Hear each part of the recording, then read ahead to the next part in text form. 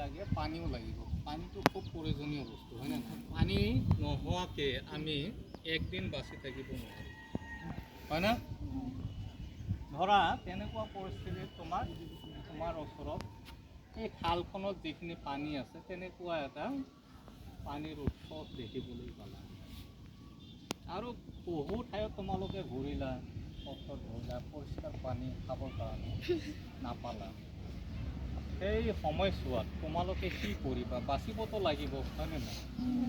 সেই পানীখিনি তোমালোকে কেনেকৈ খোৱাৰ উপযোগী কৰিবা? কি কৰিব লাগিব?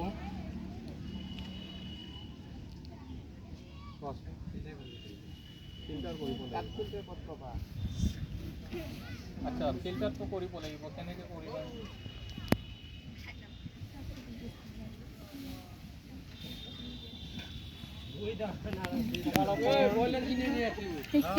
জ্ঞান আছে, হয়নে নাই? বালি লাগিব, শিল লাগিব।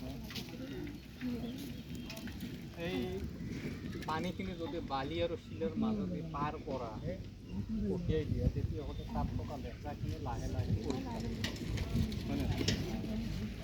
লগতে তাৰ যিটো গন্ধ আছে, গন্ধটো নোহোৱা কৰিবলৈ কয়লা থাকিলে বেছি ভাল নোহোৱা হ'ব। তেনেকৈ ফিল্টাৰ কৰি গৈ থাকিলে সময়টো পৰিষ্কাৰ হৈ যাব। আৰু এইটো জুইৰ ব্যৱস্থা থাকে, গৰম কৰি খালে কোনো ক্ষতি নহয়, তাত থকা বীজাণুখিনিও কি হয়, ধ্বংস হয়, হয়নে? তো পানী এটা কি খুব লাগতিয়াল পদাৰ্থ আমাৰ কাৰণে, নহ'লে আমি চলিব নোৱাৰোঁ, হয়নে নহয়? আমাৰ দিনত কিমান লিটাৰ পানী খাব লাগে? 3-4 লিটাৰটো মিনিমাম খাবই লাগে, হয়নে? লগতে বিভিন্ন কাম কাৰ্য কৰোঁতে আমাক পানী লাগে। তো আজিকালি কি হৈছে,